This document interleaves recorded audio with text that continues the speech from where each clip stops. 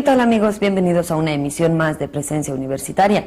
Como usted sabe, domingo a domingo estuvimos presentando para ustedes nuestros reportajes y la información general de nuestra máxima casa de estudios. Pero este domingo cambiamos nuestro horario. De hoy en adelante, por el cambio de horario, estaremos a las 12 del mediodía en punto en sus pantallas para que usted pueda enterarse de los eventos más importantes que acontecen en nuestra alma mater y también de algunos reportajes que preparamos para la comunidad. Hoy vamos a iniciar nuestro programa con una sección muy querida por todos ustedes. Se trata de música e imagen. En música e imagen nos interpretarán El Cóndor Pasa. Vamos a ver qué prepararon nuestros editores para esta sección.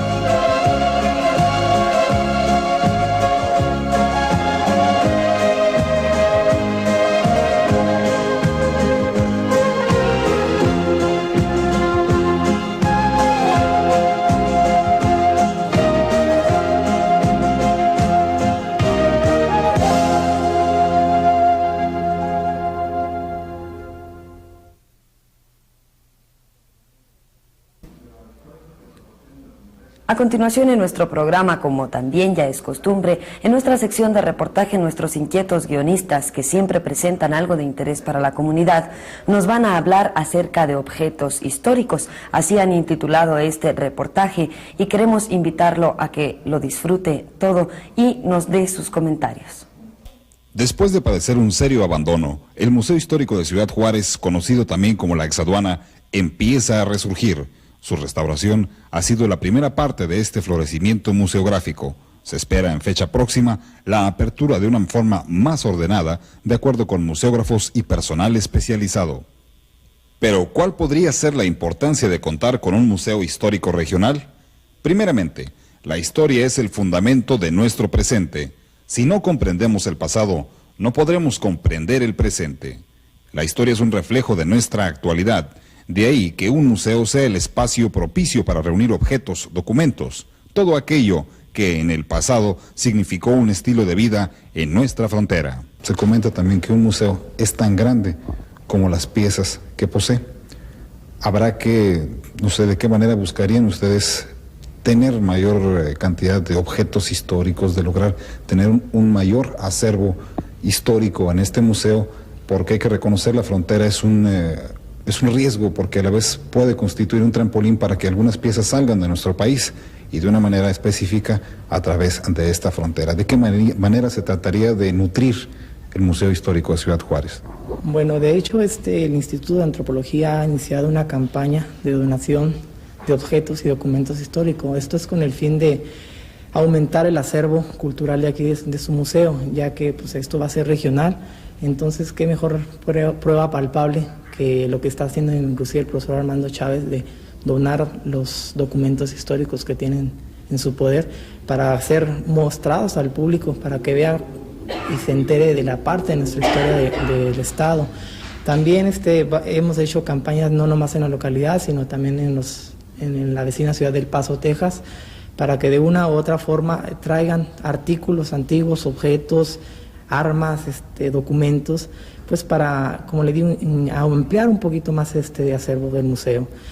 Contamos también pues con la asistencia de la Dirección General de Museos, que es la que se va a encargar de montar y de realizar el proyecto de aquí del edificio. Profesor, en base a las palabras del licenciado Mendoza, usted va a donar la gran cantidad de objetos, artículos, documentos. ¿Por qué le nace? ¿Por qué brindar este tipo de tesoros de nuestra nación?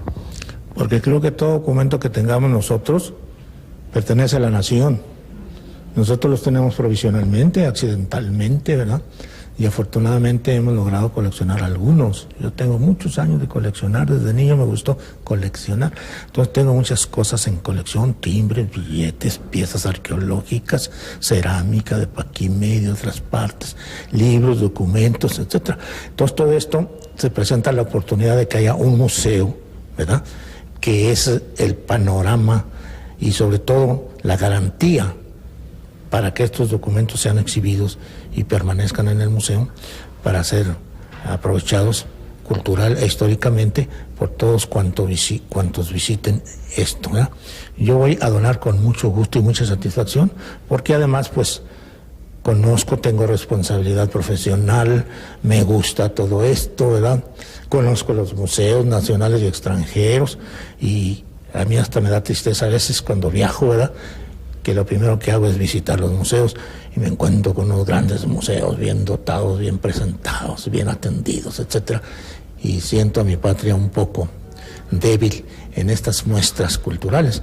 Entonces yo quiero participar modestamente con lo que tengo y sí voy a obsequiar muchas piezas de cerámica, artefactos líticos, óseos, puntas de flecha y algunas muestras que no son de Juárez ni de la región, sino también de otras culturas, sobre todo mesoamericanas, y además libros, documentos que también forman parte de un museo. Un museo es plural, ¿verdad? Pero al mismo tiempo yo quiero suplicarle a los que van a organizar el museo que le den un sentido regional, no solo porque está aquí o porque haya un museo para Ciudad Juárez, sino un sentido regional en lo que respecta a la cultura de este lugar. Y en la parte histórica pues no se discute, ¿verdad? Aquí Francisco Villa y se acabó. Sí que aquí en este museo debe haber también una gran aportación, que la hay, de todo lo relacionado con Francisco Villa. Su indumentaria, sus documentos, sus fotografías, las batallas que tuvo, la División del Norte, todo cuanto es Francisco Villa, ¿verdad? Porque aquí dejó su presencia, aquí en Chihuahua se hizo, aquí en Juárez tuvo su cuartel general, aquí en Juárez participó en la toma y caída de la ciudad, en el triunfo maderista, en la presencia del primer gobierno provisional de la revolución, porque aquí despachó el propio Madero, porque aquí se firmaron los tratados de paz, ¿verdad? Y todo eso que es ya una esencia, una raíz de esta frontera nuestra. A eso agregar todo lo que sea, correcto, pero que no falte eso, como sello regionalísimo, localísimo, de esta vieja misión de Nuestra Señora de Guadalupe, de los mansos de paso del Río Norte. Ahora bien, licenciado Mendoza, se invita a la gente, al público a donar. Sin embargo, hay cierto escepticismo. Habitualmente uno dona, ofrece una pieza en donación y se traslada, se concentra, se lleva a otras partes, a los museos centrales de nuestro país. ¿Va a suceder esto con el Museo Histórico de Ciudad Juárez? Definitivamente no. Todo lo que estamos coleccionando es para el acervo del museo. Inclusive se está garantizado a aquellas personas que deseen dar en calidad de préstamo hacer o firmar un contrato de comodato para garantizarles que definitivamente de aquí de Ciudad Juárez no va a salir absolutamente nada de lo que traigan aportación.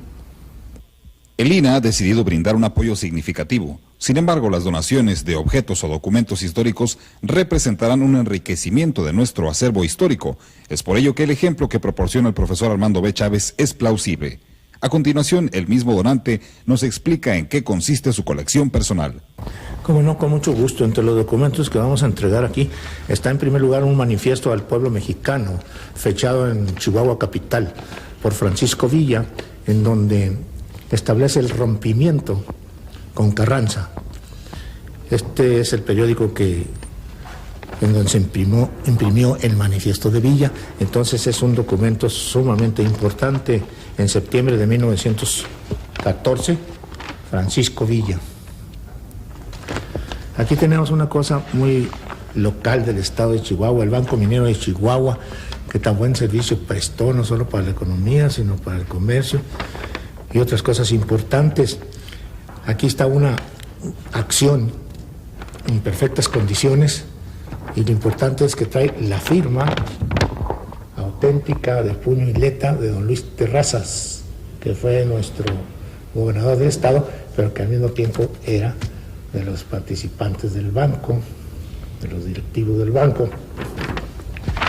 Una carta de Francisco Villa para su amigo Carlos Kettelson, de la famosa negociación Kettelson en Degetó, que tuvo aquí en Juárez una sucursal y que fue precisamente incendiada por Villa, que entró por la estación en el momento en que tomaban Ciudad Juárez para avanzar, la incendió. Y aquí está lo trata de Carlitos, y lo importante es que está tratando de comprar plata en greña, el general Villa, y le manda esa carta para que haga las intervenciones necesarias ante quien corresponda y pueda lograr su propósito. Pero no solamente documentos contendrá en sus salas de exposición el museo. Por el contrario, se pretende enriquecerlo con algunos objetos de gran importancia. Pero, ¿qué objetos contendrá nuestro museo histórico? Sin lugar a dudas, la revolución es una etapa, licenciado Miguel Ángel Mendoza, director de este museo, que más atrae y a la vez más caracteriza a esta región, la zona norte de nuestra república. Sin embargo, aquí tenemos 3 documentos de esa etapa, o mejor dicho, objetos históricos muy importantes. El primero de ellos es esta silla que se atribuye que fue propiedad de Venustiano Carranza. ¿Nos podría explicar su origen y la forma de verificar la autenticidad de esta procedencia? Sí, como no, mire, esta montura perteneció al expresidente don Venustiano Carranza. Esta montura fue traída desde la Ciudad de México del Castillo Nacional de Chapultepec, y pues la prueba palpable de esto es que viene grabada sus iniciales de Venustiano Carranza de la cual pues varios de ellos se pretendía que se fueran a la ciudad de Monterrey, cosa que logramos traerla aquí a la Ciudad Juárez, porque pues, Ciudad Juárez parte de una parte importante dentro de la Revolución Mexicana. Ahora bien, respecto a los estandartes que tenemos, empezamos por darle importancia al de la izquierda, el cual perteneció en algún momento de la historia al presidente Francisco I. Madero. Este también proviene del Museo del Castillo de Chapultepec. Sí, así es. Este portaestandarte pertenece a don Francisco Madero, que usó en 1911-1913. Es un portaestandarte que corresponde a la Brigada Oriente del Ejército Libertador, del caudillo Francisco Madero. Esto la usó en Atlisco, Puebla, inclusive la llegó a usar aquí en Ciudad Juárez. Como puede ver, pues todavía guarda el estado de conservación, todavía es muy bueno, pero vamos a traer gente de la Dirección de Museos para la restauración y los detalles que se requieren para conservar adecuadamente estos objetos. El caudillo del norte, por llamarlo de alguna manera, el centauro del norte, don Francisco Villa, imprimió a la División del Norte un particular sello en cada uno de sus actos, y no es la excepción este otro estandarte que también se encuentra aquí, tengo entendido que procede del Museo de Chapultepec. Sí, también este es parte de la colección que trajimos del Museo de Chapultepec. Es un portaestandarte que usó el general de división Francisco Villa en la época de la Revolución. Realmente la usó cuando estuvo las Fuerzas Armadas de la Revolución Mexicana aquí en el estado de Chihuahua. También podrá ser admirado por el público de Ciudad Juárez, ya que permanecerán aquí en forma indefinida para que el público pueda gozar de estos valiosos objetos que tienen un carácter histórico tan importante. El periodismo jugó una parte muy importante en la etapa previa a la Revolución. Sobre esto nos habla el profesor Chávez. Aquí está La Patria, otro periódico de México, también interesante, y el no menos interesante y famoso El Aguizote, que fue un crítico tremendo, en donde sus caricaturas hicieron impacto en la opinión pública de nuestro país. Después apareció El Hijo del Aguizote, que superó todavía, ¿verdad?, a su padre El Aguizote, y llenó toda una época también de crítica política en nuestro país. En Chihuahua aparece, y es muy interesante este documento porque no lo hemos visto por otras partes, se llama El Progreso, está fechado en Chihuahua en octubre 9 de 1895 y trae un encabezado en donde se da a conocer que se postula al ínclito general Porfirio Díaz para la sucesión presidencial nuevamente en el periodo de 1896 a 1900. Este es un boletín también interesante que pertenece a la División del Norte, que venía con Huerta cuando vino a combatir al orozquismo en Chihuahua. Este boletín a mí me ha servido mucho históricamente porque me ha dado muchos datos importantes que ha consignado, ¿verdad? Boletín militar se llama de la División del Norte y apareció precisamente en 1912, en la época del levantamiento de Pascual Orozco. Amigo televidente, en su pantalla podrá observar una de las 3 voluminosas cajas que han sido enviadas precisamente por el INAH en lo que será una de las salas más permanentes del Museo Histórico de Ciudad Juárez. Yo le pediría por favor a su director, el licenciado Mendoza, que nos explicara qué contienen estas impresionantes cajas.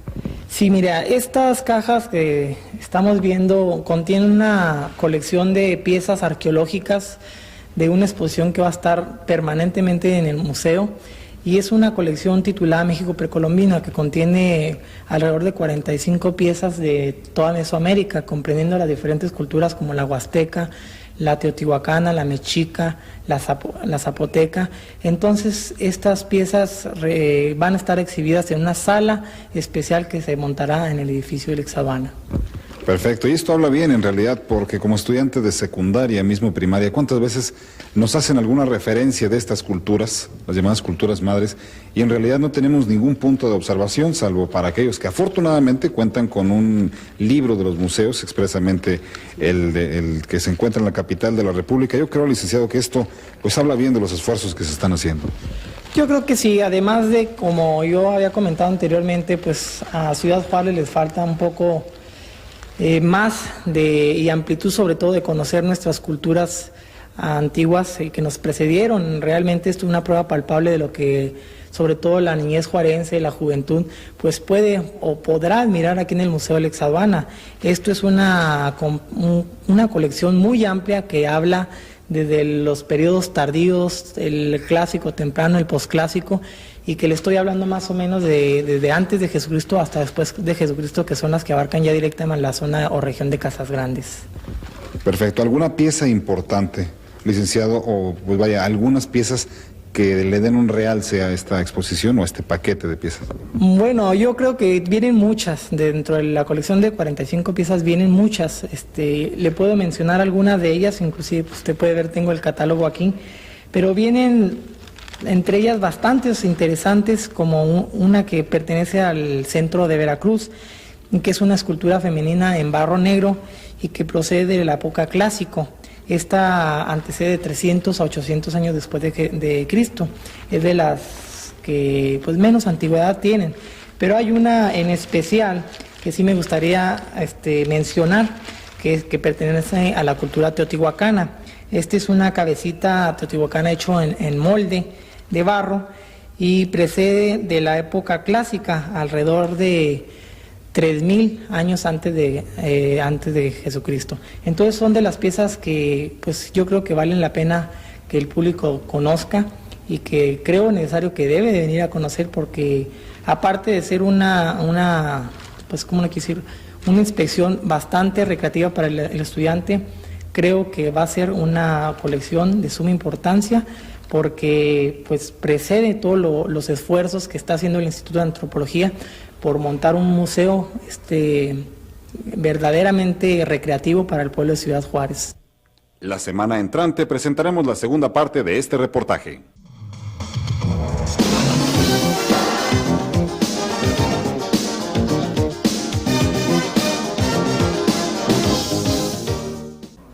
Ahora la información siempre interesante de nuestra alma mater, con la voz y la presencia de nuestro compañero Aarón Sánchez. Adelante, Aarón. Este es nuestro primer bloque informativo aquí, en Presencia Universitaria.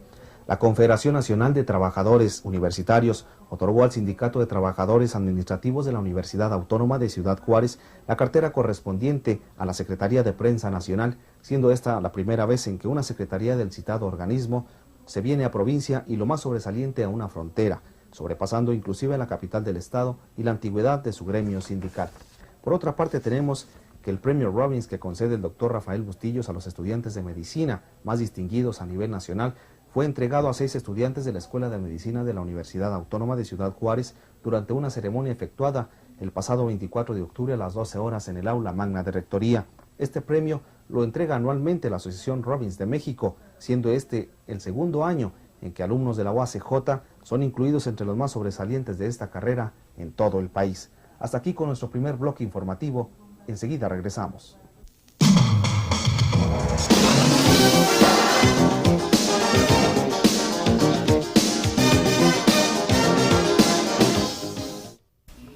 Siempre es interesante conocer los puntos de vista que tienen los estudiantes universitarios acerca de algunos problemas que atañen a la comunidad, o bien, como es el caso de nuestro reportaje de hoy, o más bien dicho, de nuestra sección denominada Los estudiantes opinan, dar consejos a la población.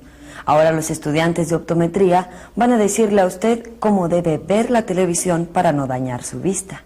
En esta ocasión platicamos con los estudiantes de la Escuela de Optometría sobre qué tan cerca o qué tan lejos se debe de ver la televisión. ¿Qué consejo le podemos dar a la ciudadanía? Bueno, yo creo que para considerar la distancia que debe existir entre la persona y la televisión se debe de tomar en cuenta si la persona es hemétrope o amétrope, o sea, si tiene algún defecto de refracción, si tiene miopía o hipermetropía, y ya en eso considerar la distancia. Más bien lo normal es 2 a 3 metros, y también considerando el tamaño de la pantalla de la televisión. Bueno, pues yo considero que la televisión debemos verla con la luz encendida, ya que la televisión emite radiaciones y esto nos puede afectar a nuestros ojos en un momento dado. Al pequeño, vamos a diferenciarlo del adulto, ¿qué tanto daño le puede hacer para su desarrollo en cuanto a la visión? Bueno, es que en un pequeño todavía no está bien definida, digamos, todavía no está desarrollado bien, ¿verdad?, en toda su magnitud. Y en el adulto también hace daño porque cuando la visión empieza, digamos, a desvanecer es en los adultos. Y en el niño pues no hace tanto daño, pero los niños son los que ven más la televisión, son los que están más tiempo viendo la televisión. A los adultos se les debe recomendar que no dejen ver tanto a los niños la televisión, digamos unas 3 horas lo máximo ver la televisión, que no se apeguen tanto a la televisión.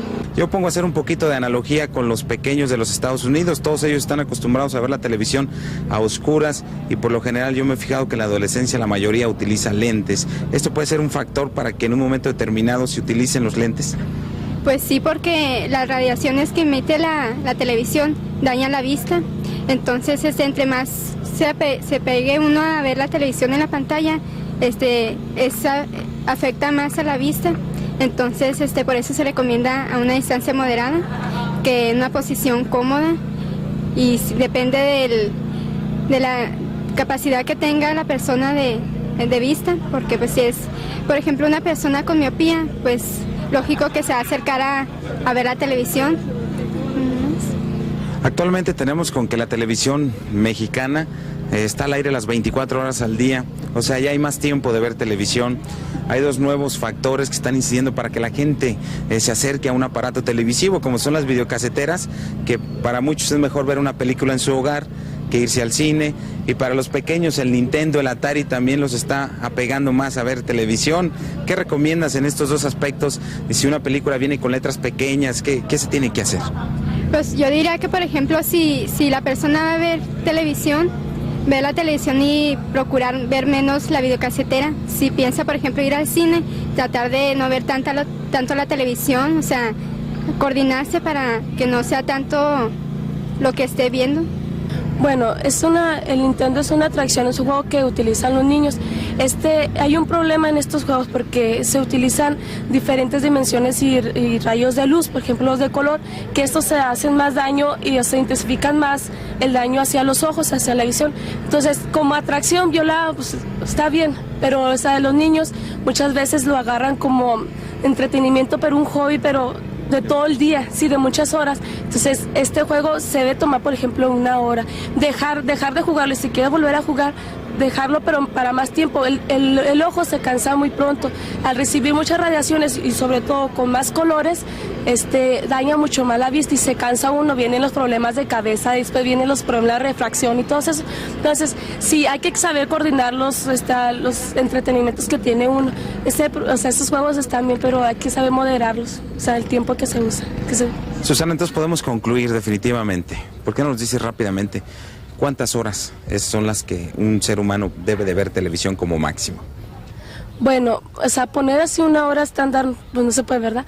Pero una persona que es, por decirlo, una métrope, pues debería de usarla 3 horas, lo máximo, para que no canse mucho su vista y, o sea, así la pueda relajar y estar bien.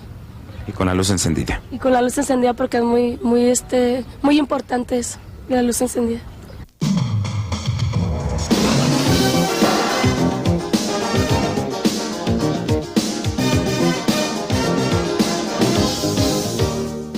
La sección de literatura no puede faltar en Presencia Universitaria.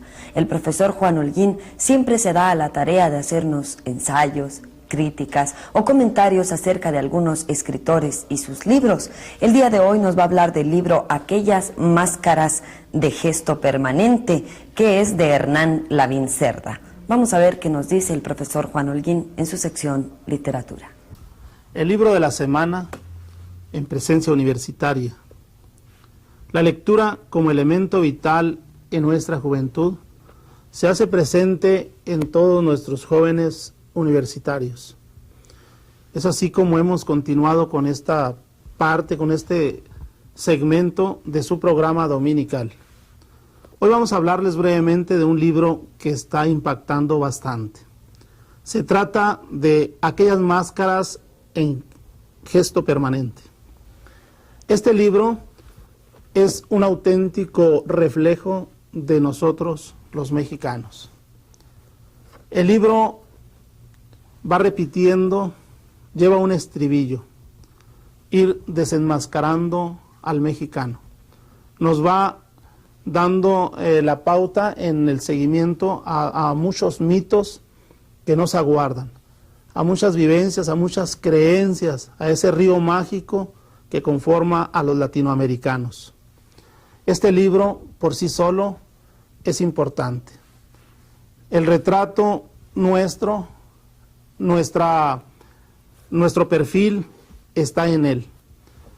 Hernán Lavín Cerda, su autor, de una manera aguda nos recrea, pero a la vez nos hace reflexionar. Nos lleva sobre el camino de la ironía, nos lleva sobre el camino de la hilaridad, pero también nos ubica en la seriedad absoluta. ¿Quiénes somos nosotros? ¿Hacia dónde va el pueblo mexicano? El libro tiene en su contenido otros espacios, otros prados literarios que deben ser leídos, que esperan la lectura de usted, la lectura de todos nuestros amigos. Aquellas máscaras de gesto permanente, ya lo he dicho, es un retrato, es un auténtico sello de nuestra identidad. Les invito de nuevo para que nos acompañen en la lectura de aquellas máscaras de gesto permanente. Hasta la próxima.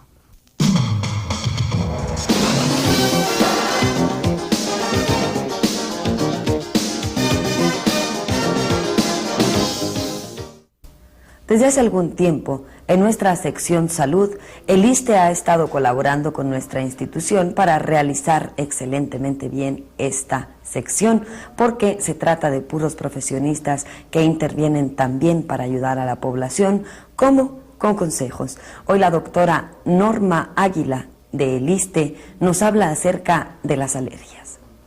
En los siguientes minutos hablaremos sobre los problemas de alergia respiratoria que afectan a nuestra comunidad y la manera en que estos problemas se tratan o se manejan en el servicio de alergia del hospital, la clínica hospital del ISSSTE.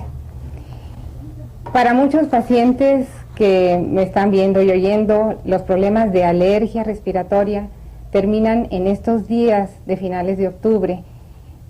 Efectivamente, a medida que los pastos y los pólenes y las malezas se secan, los pólenes que estos producen desaparecen del ambiente y de la misma manera desaparecen y se controlan los síntomas de alergia respiratorias más comunes, que incluyen los ojos llorosos, la nariz tapada congestionada, los problemas de comezón en la garganta, en los ojos, en los oídos, los estornudos y en algunos pacientes síntomas más serios como son la obstrucción para respirar, la dificultad respiratoria con falta de aire, sensación de ahogo o asfixia y lo que algunos pacientes refieren como pillidos en el pecho y que para los médicos lo consideramos como sibilancias al respirar.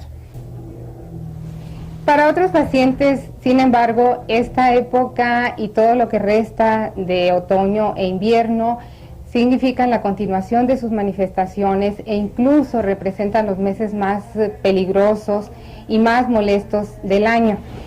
Son los pacientes que no tienen predominio estacional en su sintomatología y que incluso pueden llegar a presentar formas un poco solapadas de alergia, como son los resfriados de repetición, los resfriados comunes, o bien los cuadros de tos seca persistente, o muchos pacientes refieren que tienen la sensación de un polvo continuo en la garganta que les hace toser constantemente, o bien cuadros diagnosticados como sinusitis, que es una inflamación de las cavidades que están atrás de las mejillas y que se comunican directamente con la nariz y que se infectan, sufren infecciones y se denomina estos cuadros sinusitis, o bien los pacientes que se ponen roncos con mucha frecuencia, que se les diagnostica problemas de laringitis crónica. Estos pacientes pueden estar considerados como pacientes que se infectan frecuentemente. Todos durante el invierno podemos enfermarnos por la que aumentan los problemas de contaminación ambiental, porque el clima en sí favorece las infecciones.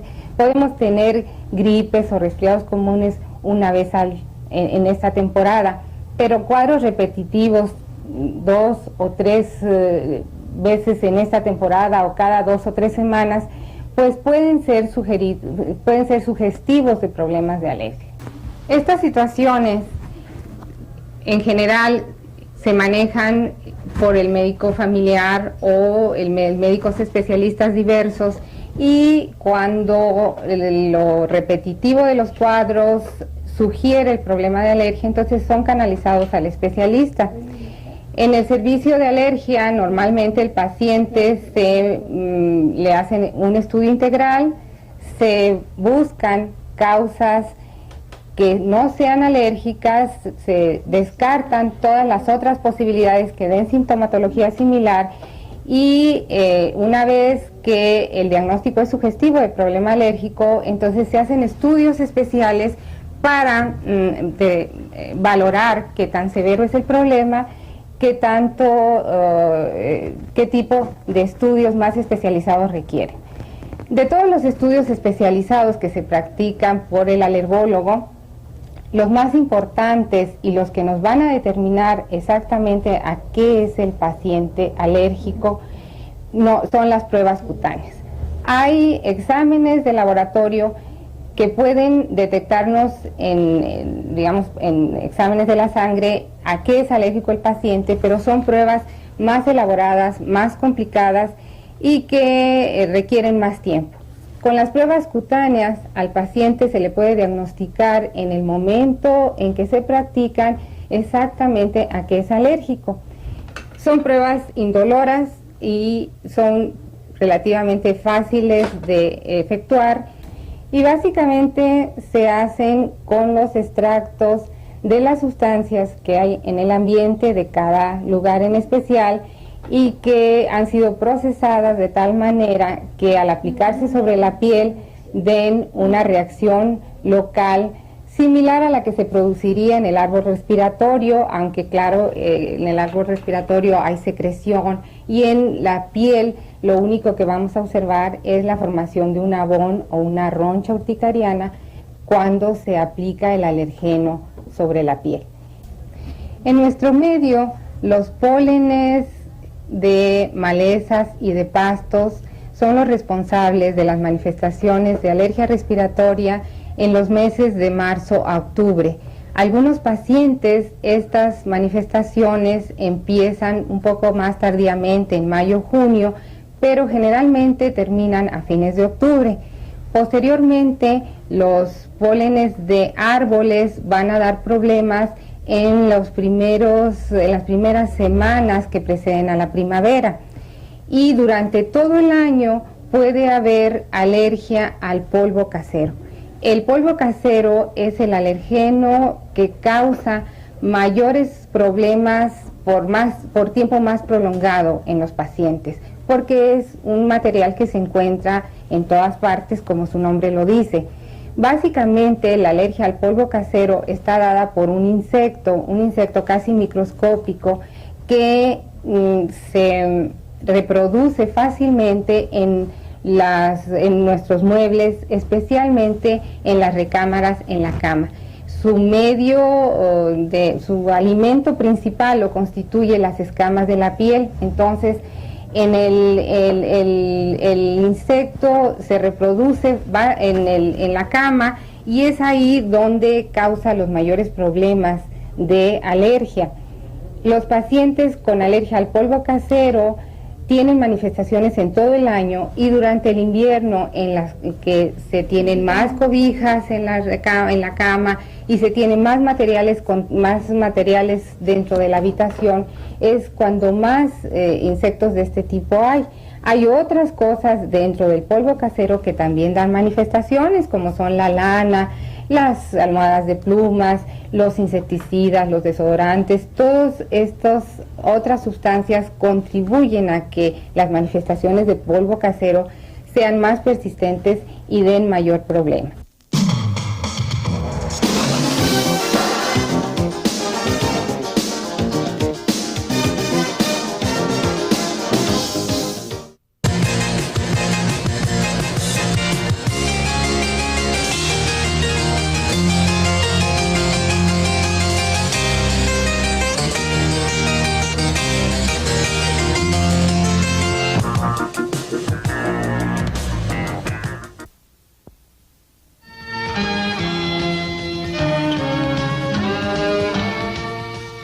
Los volcanes son grietas o perforaciones de la corteza terrestre por donde son arrojadas al exterior las materias en ignición que se hallan en las profundidades de la litosfera. La litosfera es la envoltura sólida que cubre nuestro planeta y se conoce comúnmente con el nombre de corteza terrestre. En esas profundidades existen grandes masas de rocas en estado de ignición, formando enormes depósitos a los que se les denomina focos volcánicos. Las rocas fundidas reciben el nombre de magma. Enormes cantidades de esta sustancia incandescente logran abrirse paso hasta la superficie a través de una grieta ascendente que recibe el nombre de chimenea, la cual desemboca en un embudo exterior llamado cráter o boca de volcán.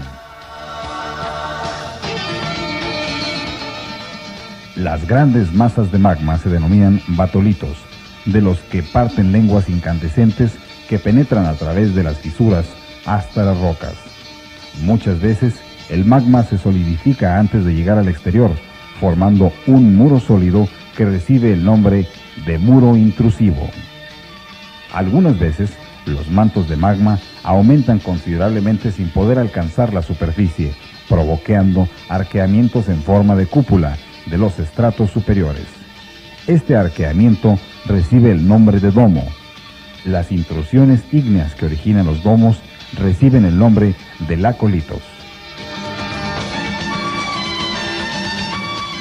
Cuando un macizo intrusivo detiene la marcha del magma que avanza en forma vertical, se forma un dique, y cuando lo detiene al avanzar en forma horizontal, forma un manto de lava. Los diques, mantos de lava y lacolitos están formados por rocas ígneas intrusivas, es decir, rocas fundidas que se solidificaron antes de poder alcanzar la superficie. El magma que logra abrirse paso hacia el exterior, impulsado por gases y vapores, derrama por la boca del volcán, convertido en lava ardiente, formando ríos de fuego con temperaturas de más de 1000 grados centígrados. Cuando esto acontece, se dice que ha ocurrido una erupción volcánica. Ella puede ser más o menos intensa y venir acompañada de tremendos ruidos subterráneos e intensos movimientos sísmicos. Estas son las partes de un volcán. Foco volcánico. Es el lugar de la litosfera en donde se encuentran acumuladas las rocas en estado de ignición, o sea, el magma. El magma es el conjunto de materias incandescentes formado por rocas fundidas que se encuentran en las profundidades de la litosfera. La chimenea es una grieta ascendente por la cual se desplaza el magma hacia el exterior. Muro intrusivo. Es un muro sólido formado por el magma que se ha solidificado antes de llegar a la superficie y que detiene la marcha del magma. Domos. Son arqueamientos en forma de cúpula de los estratos superiores, ocasionados por mantos de lava que han aumentado considerablemente su volumen sin poder alcanzar la superficie. Cráter. Es una abertura exterior en forma de embudo, llamada también boca de volcán. Cono volcánico. Es la montaña que rodea el cráter y que se ha formado al acumularse las materias arrojadas por el volcán. Puede haber otros conos además del cono principal, los cuales reciben el nombre de conos adventicios. Las materias que arrojan los volcanes pueden ser sólidas, semilíquidas, pastosas y gaseosas. Las materias sólidas son las cenizas y la lava que al ser arrojada violentamente al espacio se solidifica en el aire, convirtiéndose en pedruscos que reciben el nombre de bombas volcánicas.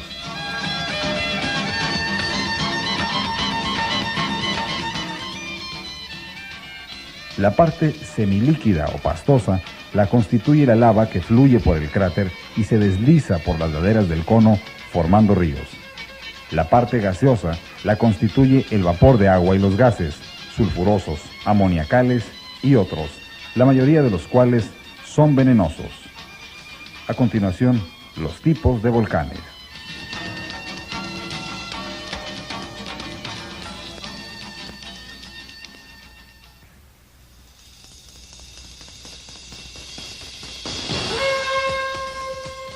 Existen varios tipos de volcanes, cuya clasificación se basa en el tipo de lava que arrojan y que puede ser más o menos espesa. Los tipos de volcanes son: hawaiano, es el tipo de volcanes de erupciones más tranquilas y suaves. La lava que arroja este tipo de volcanes es sumamente fluida y se derrama, formando ríos que llegan hasta muy lejos. Ejemplos de este tipo son el Kilauea y el Mauna Loa, que se encuentran en las islas Hawái. Stromboliano. Su lava es menos fluida y corre muy lentamente, taponeando a veces el cráter, lo que origina violentas explosiones. Ejemplo de este tipo de volcanes es el Stromboli, que se encuentra en Sicilia.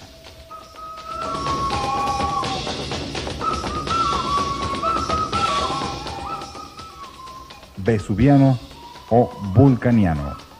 Estos volcanes producen dos tipos de lavas, unas que son bastante fluidas y que al solidificarse toman un aspecto pedregoso. Es el tipo de volcanes que formaron el Pedregal de San Ángel y el recién nacido Paricutín. Otras lavas son sumamente espesas y producen grandes taponeamientos que originan tremendas explosiones, como el conocido y famoso Vesubio. Peleano es el que arroja materias casi sólidas, formando una cúpula que sale verticalmente, originando una punta llamada aguja volcánica. El monte Pelé de la Martinica, del cual deriva su nombre, es un ejemplo de este tipo de volcanes.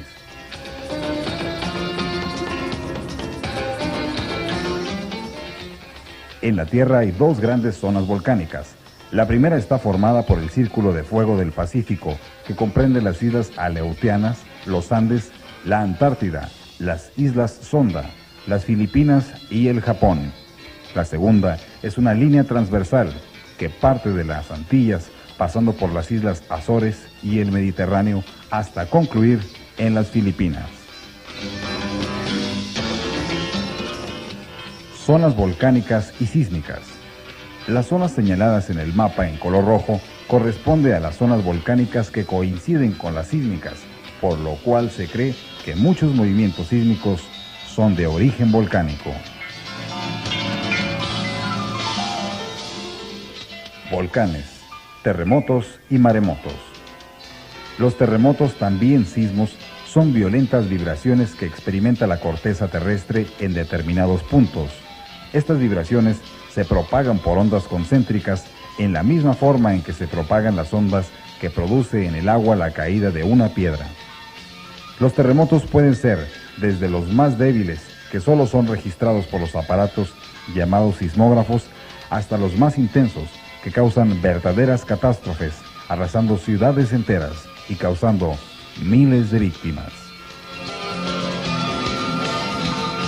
Cuando los terremotos se producen en el fondo del mar, se les llama maremotos y originan olas gigantescas que al llegar a tierra ocasionan grandes desastres en poblaciones situadas en las cercanías del mar. Las erupciones volcánicas están relacionadas a menudo con los terremotos y algunas veces son causa directa de ellos. Es posible que los dos fenómenos reconozcan, en muchos casos, un origen común.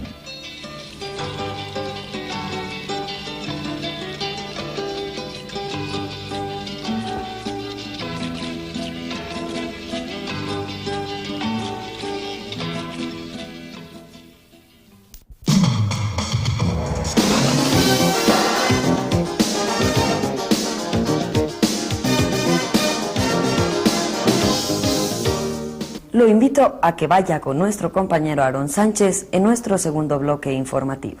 Este es nuestro segundo bloque informativo aquí, en Presencia Universitaria. Médicos especializados en geriatría de la Universidad Autónoma de Ciudad Juárez externaron su opinión con respecto a los productos naturales que se publicitan en los medios de comunicación asegurando la cura a padecimientos como la diabetes. Expresan que es común observar y escuchar en diversos medios de comunicación la publicidad alusiva a las famosas curas contra la diabetes y otras enfermedades por medio de bebidas a base de extractos de nopal, sábila y otros medicamentos de origen naturista y que hasta, por cierto, han cobrado auge en la población la proliferación de estos centros hierberos en nuestra ciudad. Por otra parte, a pesar de que en el último semestre la Universidad Autónoma de Ciudad Juárez restringió la matrícula a los limitantes que le impone su infraestructura física. Las facilidades para ingresar en cuanto al costo se refiere son muchas y a su vez se pasa a formar parte de la comunidad universitaria. Las facilidades para el estudio, para la obtención de becas y para la titulación son muy amplias. El sistema o procedimiento establecido en la universidad para la titulación es un procedimiento prefectible, existiendo la posibilidad de que el Honorable Consejo Universitario le someta a un análisis en el futuro y apruebe modificaciones. Lo anterior fue dado a conocer por el ingeniero Alfredo Cervantes García durante una entrevista concedida a la Dirección General de Comunicación Social. Por otra parte, actualmente existen 400 millones de personas incapacitadas en el mundo. Más de la mitad de ellas padece enfermedades neurológicas, estimándose entre el 45 y el 70% de las personas que se han suicidado sufrían depresión y el 15% de ellas, las que actualmente presentan esta condición emocional, lo podrán hacer en los próximos años. Un estudio realizado por investigadores de la Universidad Autónoma de México señala que en el país los trastornos mentales ocupan el 15º lugar entre las enfermedades más comunes, de acuerdo con frecuencia y morbilidad. Hasta aquí con nuestro segundo bloque informativo en Presencia Universitaria. Nos vemos la próxima semana. ¿Quiere usted enterarse de cuáles son los eventos artísticos y culturales más importantes que se desarrollarán en nuestra frontera en los próximos días? Pues a continuación se los vamos a presentar en nuestro calendario universitario. Vamos a verlo. Desde nacer al revés, yo siempre he sido rebelde, por eso no creo en nadie con estrellas en la frente. La muerte me está siguiendo desde el día en que nací, pero va a costarle mucho interrumpir mi vivir. La vida es un misterio, una permanente intriga. En aprender a vivir se nos va toda la vida. Yo no sé quién va más lejos, la montaña o el cangrejo.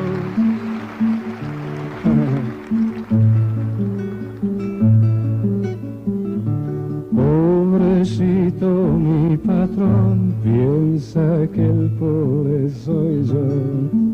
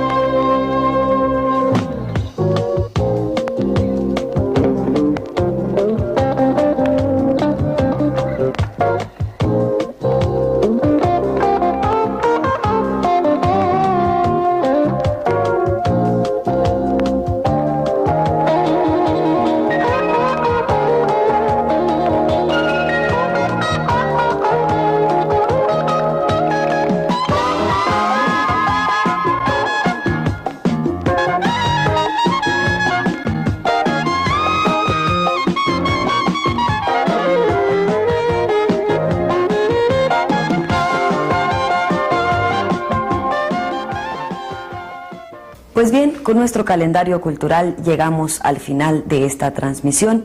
Recuerde usted tiene una cita con nosotros el próximo domingo en punto de las 12 del mediodía, porque Presencia Universitaria siempre tiene algo interesante para usted.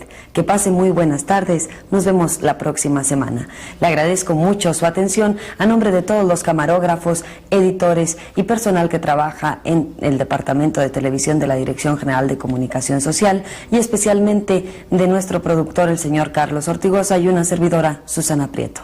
Hasta el próximo domingo.